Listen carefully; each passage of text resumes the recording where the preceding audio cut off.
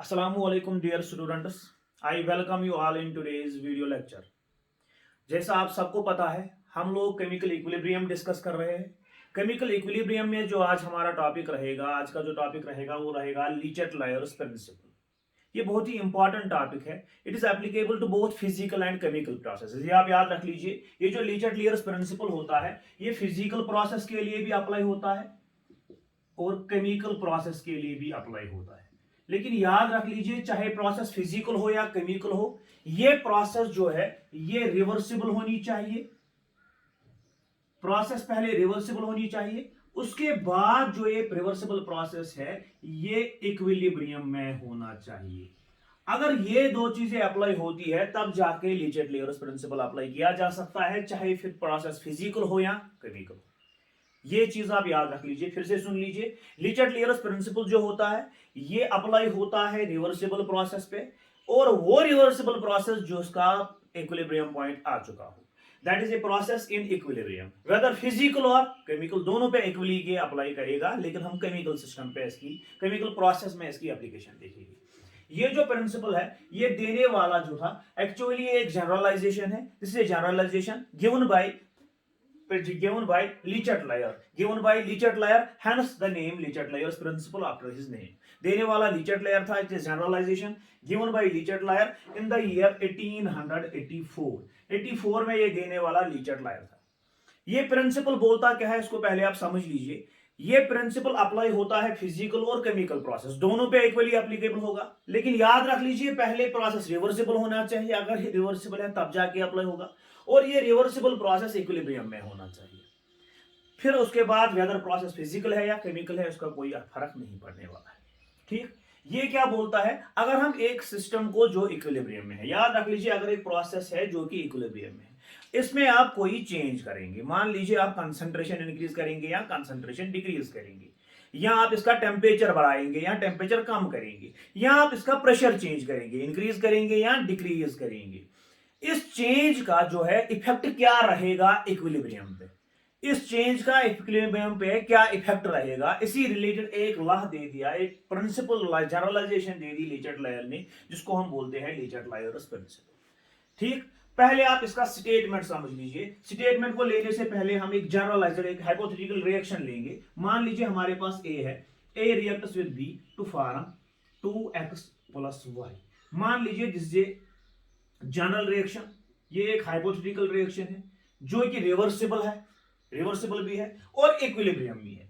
आपको पता है इस रिएक्शन में दो प्रोसेस चल रही होती है, एक फॉरवर्ड रिएक्शन होती है, दूसरा बैकवर्ड रिएक्शन होता है। इसी रिएक्शन में जो रिवर्सिबल भी है और इक्विलिब्रियम में भी है, अगर आप इसमें कोई चेंज फोर्स करते हो, कोई स्ट्रेस देते हो, मान लीजिए आप एक ही कंसंट्रेशन बढ़ाते हो, तो ये कंसंट्रेशन बढ़ाने से जो इक्विलिब्रियम डिस्टर्ब हो जाता है, इक्विलिब्रियम डिस्टर्ब हो जाएगा, और लीचेट लायर प्रिंसिपल के मुताबिक ये कंसंट्रेशन को कम करना चाहेगा, दैट इज जो आपने चेंज की इसको ये खत्म करना चाहेगा। इसका आप स्टेटमेंट देख लीजिए पहले, जो मैंने लिख के रखा हुआ है आपका टाइम बचाने के लिए।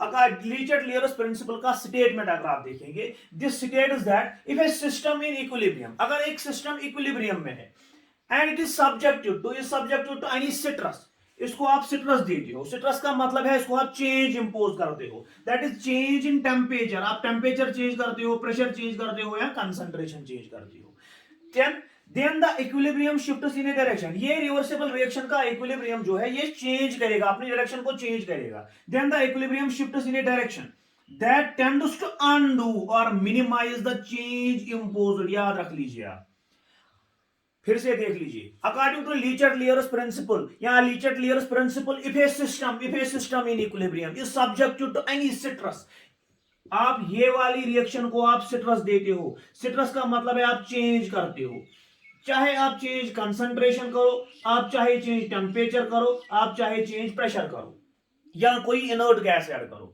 अगर आप इस पे कोई चेंज करते हो तो ये इक्विलिब्रियम जो है ये शिफ्ट हो जाएगा, ऑटोमेटिकली ये शिफ्ट हो जाएगा, या फॉरवर्ड डायरेक्शन में या बैकवर्ड डायरेक्शन में। लेकिन शिफ्ट ये ऐसे हो जाएगा, ऐसी डायरेक्शन में शिफ्ट हो जाएगा जहां से आपने जो चेंज की है वो कैंसिल हो जाए, वो नलिफाई हो जाए, या वो खत्म हो जाए, खत्म हो जाए या कम हो जाए। This is the statement of the very important question, that is Dirichlet-Lewis principle. If a system in equilibrium is subject to any stress, stress का मतलब हुआ change, that is change in temperature, pressure और concentration, then the equilibrium shifts in a direction. ये वाली reaction का equilibrium या तो forward direction में shift हो जाएगा या तो backward direction में shift हो जाएगा, लेकिन shift ये इस direction में हो जाएगा जहां से ये change जो आपने force की है, enforce की है, ये खत्म हो जाए. वही मैं बोल रहा हूं, if a system in equilibrium is subject to any stress, that is change in temperature, pressure or concentration, then the equilibrium shifts in a direction, either forward direction or backward direction, shifts in a direction that tends to undo or minimize the change imposed. जो आपने change इस पे impose की थी वो change ये खत्म करना चाहेगा. ठीक, ये बहुत ही आसान है, इसको समझना बहुत ही आसान है. आप सबको पता है ये जो रिएक्शन होती है, जब भी एक रिएक्शन इक्विलिब्रियम में होती है तो ये सबसे स्टेबल स्टेट में होता है.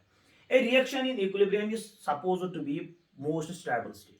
इक्विलिब्रियम में जो ये रिएक्शन होती है ये बहुत ही स्टेबल स्टेट में होती है. अब क्या करोगे आप इसी रिएक्शन का इक्विलिब्रियम डिस्टर्ब करोगे. कैसे डिस्टर्ब करोगे? मैंने एक जनरल रिएक्शन ली है, मान लीजिए this is A hypothetical equation. ये इक्विलिब्रियम में है. जब ये इक्विलिब्रियम में है तो इसकी स्टेबिलिटी जो है इट इज मोस्ट स्टेबल. जो चीज स्टेबिलिटी में हो वो अपने आप को डिस्टर्ब करना नहीं चाहेगा. लेकिन अब आप क्या करते हो? आप इसी रिएक्शन को डिस्टर्ब करते हो, आप इस पे कोई स्ट्रेस देते हो, चेंज करते हो. मान लीजिए आपने कंसंट्रेशन ए की बढ़ा दी. अगर आपने ए की कंसंट्रेशन बढ़ा दी, what you are doing indirectly? You are indirectly changing the equilibrium state of equilibrium. क्यों? क्योंकि हम सबको पता है at equilibrium the concentration of reactants as well as products remains constant. Not only concentration but all the measurable or observable properties remain constant. लेकिन इन्हीं measurable properties में आप एक को change करते हो. For example in this case आपने इसका ए का कंसंट्रेशन बढ़ा दिया, आपने रिएक्टेंट का कंसंट्रेशन चेंज किया. जब आपने रिएक्टेंट का कंसंट्रेशन चेंज किया तो indirectly you are changing the stable state, that is आप इक्विलिब्रियम को डिस्टर्ब करते हो. जब आप इक्विलिब्रियम डिस्टर्ब करते हो तो स्टेबिलिटी ऑटोमेटिकली चेंज हो जाएगी. जब इसकी स्टेबिलिटी कम हो जाएगी तो ये क्या करेगा? ये या तो फॉरवर्ड रिएक्शन को बढ़ाएगा या तो बैकवर्ड रिएक्शन को बढ़ाएगा, लेकिन ऐसे बढ़ाएगा जहां से इसका इक्विलिब्रियम वापस आ जाए, इक्विलिब्रियम वापस आ जाए और इसकी स्टेबिलिटी वापस आ जाए. This is what Le Chatelier's principle states. For example अगर आप यहां पे कंसंट्रेशन ए की बढ़ा रहे हो तो आपने इक्विलिब्रियम शिफ्ट चेंज किया. जब आपने इक्विलिब्रियम चेंज किया you are changing the stability of this reaction in equilibrium. तो ये क्या करेगा? इसको ये चेंज बर्दाश्त नहीं होगी, ये फिर से इक्विलिब्रियम में आना चाहेगा. ठीक, अगर इसको इक्विलिब्रियम में आना है तो इसको क्या करना है? जो आपने ये चेंज की है इसको एक कैंसिल करना है. आपने कंसंट्रेशन ए की बढ़ा दी, ये कैंसिल करने की कोशिश करेगा, ये इसको कंज्यूम करेगा. कहां से कंज्यूम करेगा? For example in this case forward reaction में ए बी के साथ मिलके एक्स और वाई बनाएगा, दैट इज ए की कंसंट्रेशन कम हो जाएगी, सो equilibrium will shift in the forward direction. ठीक, ये चीज आप याद रख लीजिए, इसको हम समझ लेंगे. फिर से देख लीजिए, स्टेटमेंट इसका बहुत ही इंपॉर्टेंट है, इसको समझना है. पहली बात, Le Chatelier's principle is applicable to a reversible process but that should be in the equilibrium. दूसरी बात, it is applicable equally to both physical and chemical processes. Now the statement, it states that if a system in equilibrium is subject to any change in temperature, pressure, volume, the equilibrium of the reaction will shift either in forward direction or backward direction. That is, equilibrium will shift in a direction that tends to undo the effect, that tends to minimize the effect. यही इसका काम है, ये इसका statement है. बहुत ही easy है, बहुत ही आसान सा स्टेटमेंट. इसको आप स्क्रीनशॉट ले लीजिए, इसको समझने की कोशिश करेंगे. ठीक, यहां पे आ जाइए.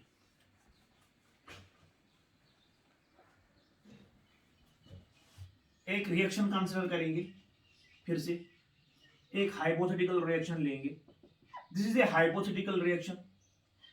If this reaction is equilibrium, ये hypothetical reaction है जो कि equilibrium में. That is में कितनी रिएक्शन चल रही है? दो. फॉरवर्ड रिएक्शन भी चल रही है, बैकवर्ड रिएक्शन भी. लेकिन ये रिएक्शन इक्विलिब्रियम में है.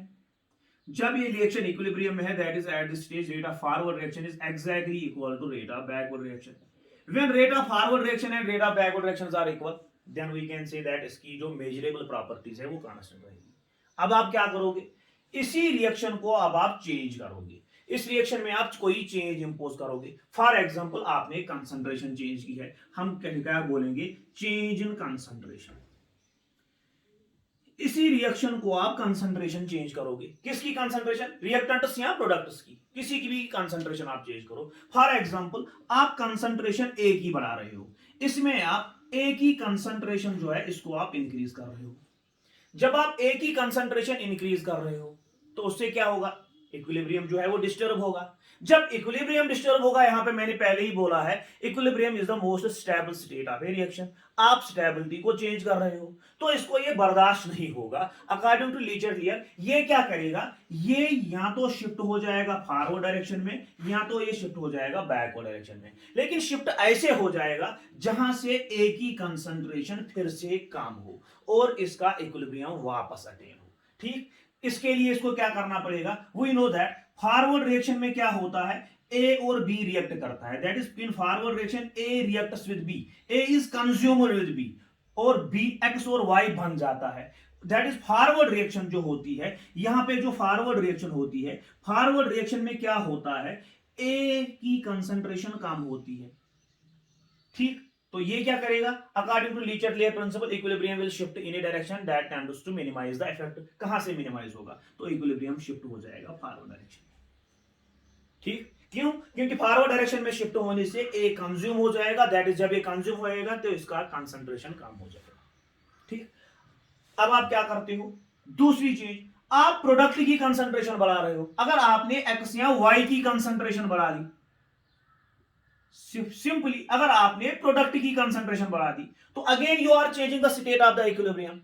जब आप इक्विलिब्रियम को चेंज कर रहे हो तो रिएक्शन खुद ब खुद स्टेबल होना चाहेगा, ये खुद ब खुद इक्विलिब्रियम में आना चाहेगा। इसके लिए इसको क्या करना होगा?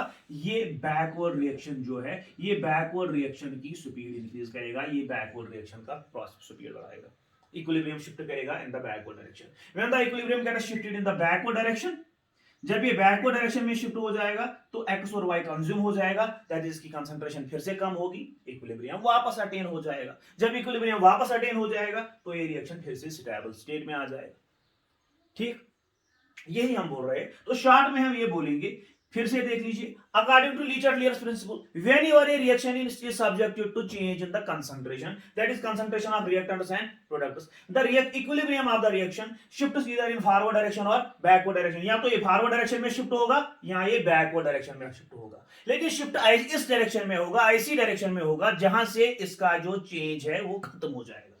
फिर से देख लीजिए, मान लीजिए हमने ए या बी की कंसंट्रेशन, अगर हमने रिएक्टेंट की कंसंट्रेशन चेंज की, रिएक्टेंट की कंसंट्रेशन इंक्रीज की, तो इक्विलिब्रियम फॉरवर्ड डायरेक्शन में चला जाएगा। क्यों? जब ये फॉरवर्ड डायरेक्शन में चला जाएगा तो ए और बी कंज्यूम हो जाएगा, दैट इज इसकी कंसंट्रेशन वो कम हो जाएगी और रिएक्शन वापस इक्विलिब्रियम में आ जाएगी। On the other hand, if you are increasing the concentration of the product, then the equilibrium will shift in the backward direction. Why? Because by shifting the reaction in the equilibrium in the backward direction, you are consuming x and y. When you are consuming x and y, आपने x और y की concentration बढ़ा दी थी, लेकिन equilibrium backward direction में shift होने से वो cancel हो जाएगा और equilibrium वापस अपने state में आ जाएगा।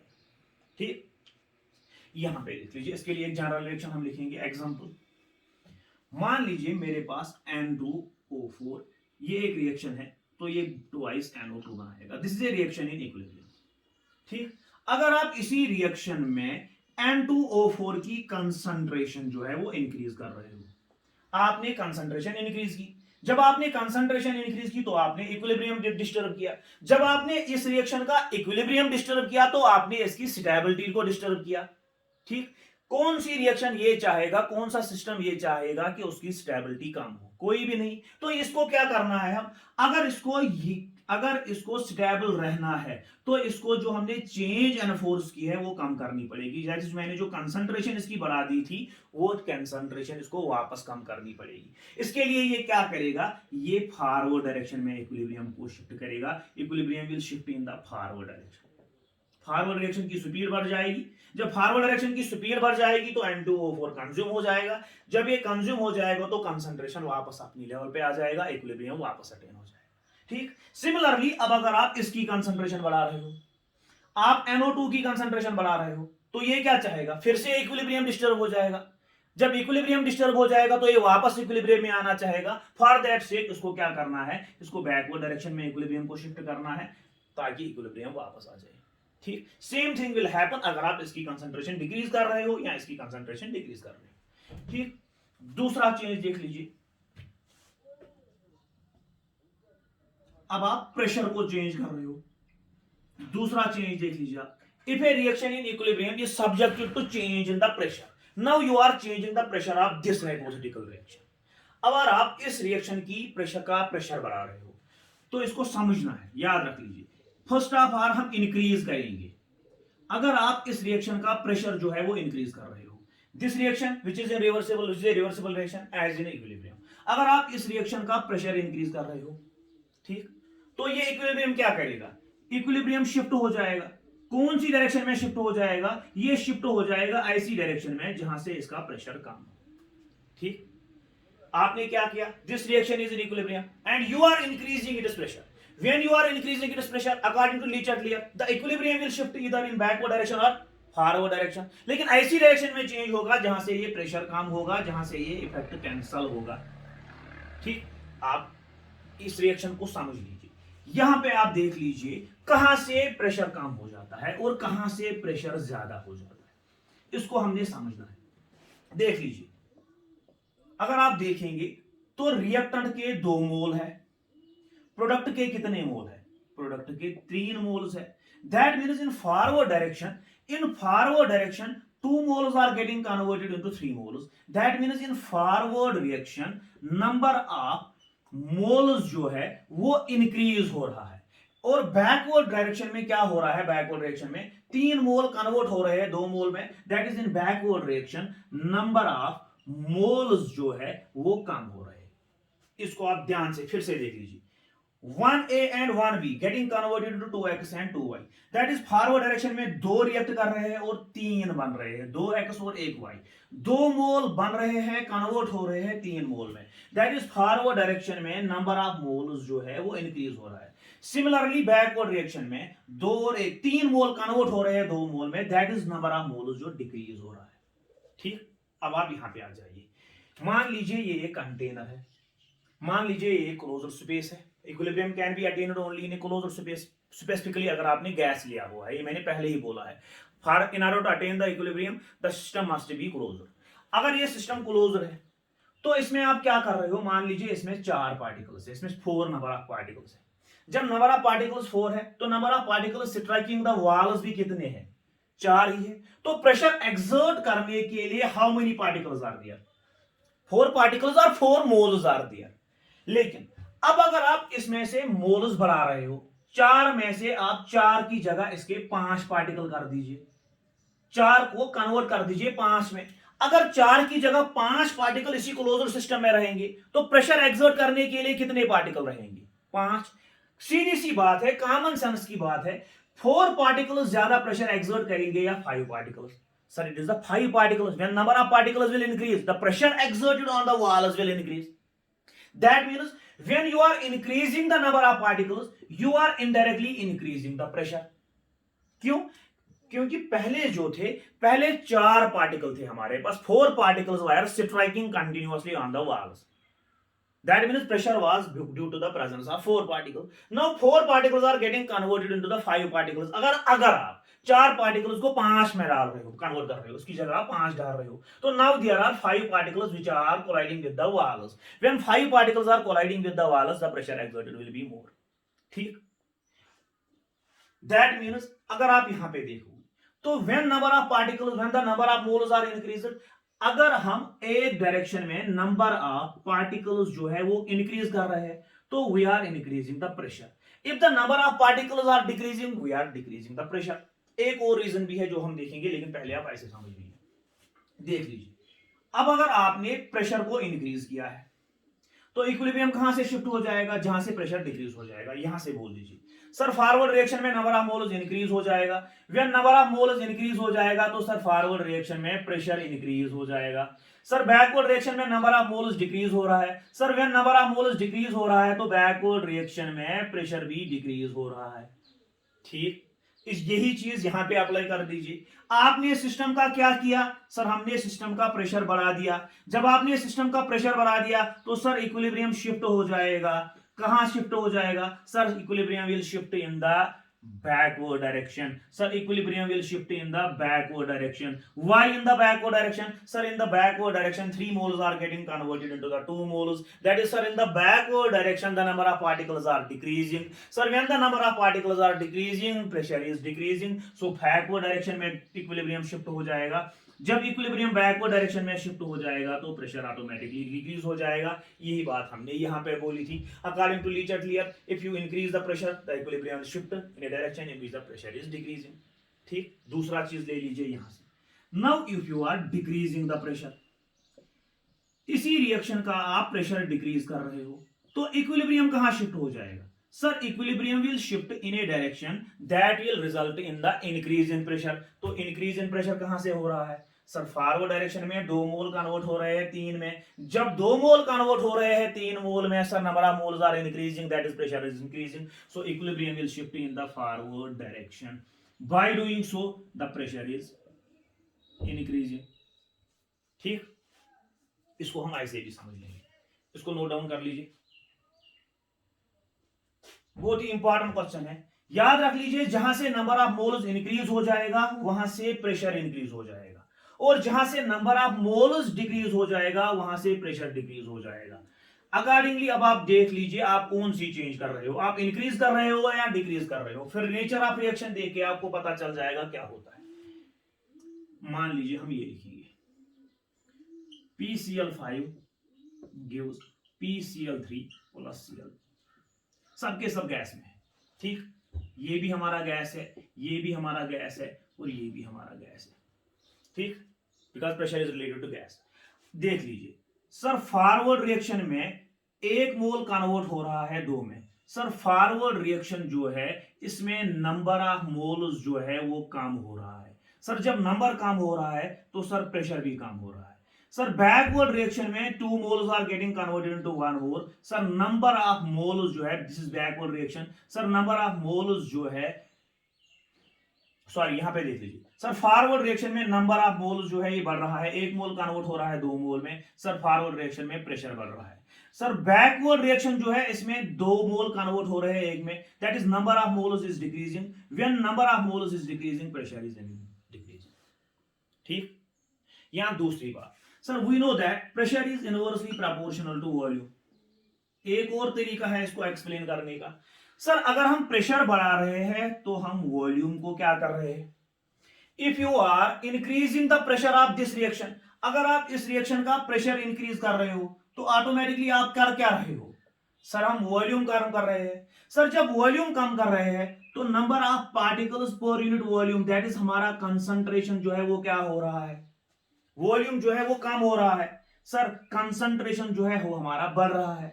सर, जब कंसंट्रेशन बढ़ रहा है, that is if a reaction in equilibrium is subjected to change. आपने चेंज क्या की? सर, हमने प्रेशर को चेंज किया. जब हम प्रेशर चेंज करते हैं तो इससे क्या फर्क पड़ता है? सर, इससे ऑटोमेटिकली वॉल्यूम कम हो जाता है. सर, जब वॉल्यूम कम हो जाता है सर, इससे number of particles per unit volume जो है वो इंक्रीज हो जाता है. दैट इज सर, इसकी कंसंट्रेशन जो है वो बढ़ जाती है. सर, जब इसकी कंसंट्रेशन बढ़ जाएगी सर, इक्विलिब्रियम ऐसे शिफ्ट हो जाएगा जहां से इसकी कंसंट्रेशन कम हो. कंसंट्रेशन कहां से कम हो जाएगी? सीधी सी बात है सर, कंसंट्रेशन कम हो जाएगी bye shifting the equilibrium in the backward direction. ठीक, एक ही बात है. चाहे आप नंबर ऑफ पार्टिकल्स को ले लीजिए या आप प्रेशर को रिलेट कर लीजिए वॉल्यूम के साथ. सर, जब प्रेशर बढ़ जाएगा तो वॉल्यूम डिक्रीज हो जाएगा. Number of particles divided by volume हमारा कंसंट्रेशन बन जाता है. सर, जब वॉल्यूम कम हो जाएगा तो number of particles per unit volume जो है वो बढ़ जाएगा, दैट इज कंसंट्रेशन बढ़ जाएगा. अब आप यहां पे लिख लीजिए सर, फॉरवर्ड रिएक्शन में 1 मोल कन्वर्ट हो रहा है 2 में, that is concentration is increasing. Sir, backward reaction में 2 मोल कन्वर्ट हो रहे हैं 1 में. सर, बैकवर्ड रिएक्शन में नंबर ऑफ मोल्स जो है वो कम हो रहे हैं. आपको क्या करना है? सर, अगर हमने कंसंट्रेशन को कम करना है, कंसंट्रेशन को कम करने के लिए नंबर ऑफ पार्टिकल्स जो है वो कम होने चाहिए. कहां से कम हो रहे हैं? सर, बैकवर्ड डायरेक्शन में इक्विलिब्रियम जो है ये शिफ्ट हो जाएगा इन द बैकवर्ड डायरेक्शन. बहुत ही आसान सा क्वेश्चन है. ठीक, hope you answer the question. 2 तरीके हैं प्रेशर को एक्सप्लेन करने का. फिर से देख लीजिए, यहां तो आप ऐसे देख लीजिए, नंबर ऑफ पार्टिकल्स इंक्रीज जहां से हो जाएगा वहां से प्रेशर बढ़ जाएगा. यहां जहां से नंबर ऑफ पार्टिकल्स, यहां ऐसे देख लीजिए, अगर हम प्रेशर वो बढ़ा रहे हैं तो we are changing the volume. देख लीजिए वॉल्यूम कम हो जाएगा तो आपकी कंसंट्रेशन बढ़ जाएगी। जब आप कंसंट्रेशन को बढ़ाओगे तो इक्विलिब्रियम ऐसे शिफ्ट हो जाएगा जहां से नंबर ऑफ पार्टिकल्स कम हो जाएगा, तो नंबर ऑफ पार्टिकल्स कम यहां से हो जाएगा। ठीक, नोट डाउन कर लीजिए इसको भी। एक और चीज देख लीजिए, थर्ड इफेक्ट देख लीजिए, तीसरा इफेक्ट देख लीजिए, effect of temperature. Now you are changing the temperature. ठीक, देख लीजिए, इसके लिए हम रिएक्शन लिखेंगे। हैबर्स प्रोसेस की एग्जांपल लेंगे, gives twice NH3 plus 92 kilo joules. याद रख लीजिए, टेम्परेचर चेंज करने से इक्विलिब्रियम की डायरेक्शन शिफ्ट हो जाएगी तभी जब एक रिएक्शन या एक्सोथर्मिक हो या एंडोथर्मिक हो। अगर रिएक्शन में ना हीट इवाल्व हो रही है ना एब्जॉर्ब हो रही है तो ना टेम्परेचर का कोई असर नहीं रहेगा। फॉर एग्जांपल यहां पे आप देख लीजिए, सर यहां पे दो रिएक्शन है, एक फॉरवर्ड रिएक्शन है, दूसरी बैकवर्ड रिएक्शन है। सर फॉरवर्ड रिएक्शन में हीट रिलीज हो रही है, forward reaction is exothermic, that is heat is releasing. When heat is releasing, temperature is increasing. Sir forward direction में टेम्परेचर बढ़ रहा है। बैकवर्ड रिएक्शन जो है sir it is endothermic in nature. Sir जब ये एंडोथर्मिक है तो इसमें टेम्परेचर जो है वो कम हो रहा है, ये आप याद रख लीजिए। जहां से हीट रिलीज होगा, bye releasing the heat, by giving the heat to a system, temperature will increase. By releasing the heat, by evolving the heat from a system, the temperature is decreasing. Forward reaction में देख लीजिए, forward reaction is exothermic, backward reaction is endothermic. That is exothermic reaction is accompanied by temperature increase, endothermic reaction is accompanied by temperature decrease. अब आप यहां पे change कर लीजिए, पहले आप इसी रिएक्शन का जो है वो आप टेम्परेचर जो है वो इंक्रीज कर लीजिए। जब आप टेम्परेचर को इंक्रीज करेंगे तो इक्विलिब्रियम डिस्टर्ब हो जाएगा, जब इक्विलिब्रियम डिस्टर्ब हो जाएगा तो स्टेबिलिटी डिस्टर्ब हो जाएगी। इसके लिए क्या करेगा, ये अपना जो इक्विलिब्रियम है ये शिफ्ट करेगा, कौन सी डायरेक्शन में शिफ्ट करेगा, जहां से टेम्परेचर कम हो। कहां से टेम्परेचर कम हो रहा है, सर टेम्परेचर जो है वो कम हो रहा है बैकवर्ड डायरेक्शन में, that is equilibrium is shifting in the backward direction, backward direction ज्यादा होगी। ठीक, यहां से आ जाइए सर, अब आप यहां से देख लीजिए, सर टेम्परेचर को कम कर लेंगे। अगर हम इसी रिएक्शन का टेम्परेचर कम कर लेंगे, जब टेम्परेचर कम कर लेंगे तो इक्विलिब्रियम शिफ्ट हो जाएगा जहां से टेम्परेचर बढ़ जाएगा। सर टेम्परेचर कहां से बढ़ रहा है, फॉरवर्ड डायरेक्शन से। सर रिएक्शन फॉरवर्ड डायरेक्शन में चेंज हो जाएगी, equilibrium will shift in the forward direction. यही हमारा इक्विलिब्रियम का क्वेश्चन है, यही हमारा लीचट-लियर प्रिंसिपल बोल रहा है। Whenever a reaction is subject to change in temperature, pressure or concentration, the equilibrium will shift, the direction of the equilibrium shift in such a way so as to cancel the change, so as to undo the change. In this case, for example, we are increasing the temperature. Where we are increasing the temperature, the equilibrium will shift in the backward reaction. Why? Because in the backward reaction, the temperature is decreasing. But on the other hand, if we are increasing the temperature, if we are decreasing the temperature, sir हम temperature decrease कर रहे हैं, the equilibrium is shifting in the forward direction. Why? Sir forward direction में हमारा temperature जो है वो वापस बढ़ रहा है। बात समझ आ रही है? बहुत ही आसान सा क्वेश्चन है, इसकी एप्लीकेशन भी पढ़नी है, उसमें फिर से क्लियर हो जाएगा, लेकिन वो अब नेक्स्ट लेक्चर में डिस्कस कर लेंगे, उसका आपसे आपका थोड़ा रिवीजन भी हो जाएगा। ठीक, फिर से देख लीजिए, अब तीनों चीजें इस पे ला लीजिए। Sir if we are increasing the concentration, तीनों चीजें इस पे अप्लाई कर लीजिए। अगर हम नाइट्रोजन की कंसंट्रेशन को बढ़ाते हैं तो इक्विलिब्रियम फॉरवर्ड डायरेक्शन में शिफ्ट हो जाएगा, that is production of ammonia ज्यादा होगी। Sir if we are increasing the concentration of ammonia, sir equilibrium backward direction में शिफ्ट हो जाएगा अकॉर्डिंग टू लीचट-लियर प्रिंसिपल। दूसरी चीज, सर हम प्रेशर चेंज कर रहे हैं, देख लीजिए सर फॉरवर्ड डायरेक्शन में 3 + 1, सर 4 पार्टिकल है, बैकवर्ड डायरेक्शन में 2 है, sir 4 are getting converted into the 2, that is number of particles are decreasing. Backward direction में नंबर ऑफ पार्टिकल नंबर जो है वो डिक्रीज हो रहा है, फॉरवर्ड डायरेक्शन में नंबर जो इंक्रीज हो रहा है। अब आप प्रेशर को बढ़ा रहे हो, जब आप प्रेशर को बढ़ा रहे हो तो इक्विलिब्रियम कहां जाएगा, जहां से प्रेशर कम हो। प्रेशर कहां से कम होगा, जहां से सर नंबर ऑफ पार्टिकल्स कम होंगे, सर फॉरवर्ड डायरेक्शन में नंबर ऑफ पार्टिकल्स कम होंगे। By increasing the pressure, sir equilibrium will shift in the forward direction. By decreasing the pressure, sir equilibrium will shift in the backward direction. Temperature increase करने से sir equilibrium shift हो जाएगा backward direction में, temperature कम करने से sir equilibrium shift हो जाएगा backward direction में। This is what लीचर्ड Chatelier's principle is all about. बहुत ही आसान सा क्वेश्चन है, फिजिकल सिस्टम में भी अप्लाई करता है इक्विलिब्रियम, फिजिकल प्रोसेस पे भी अप्लाई करेगा, केमिकल प्रोसेस पे भी अप्लाई करेगा, लेकिन सिर्फ समझने वाली बात है, इसको समझो। जब आप इसको समझोगे तब जाके इसकी एप्लीकेशन भी समझ आ जाएगी। होप आपको ये समझ आ गया होगा। नेक्स्ट लेक्चर में इसके एडवांटेजेस हम डिस्कस कर लेंगे।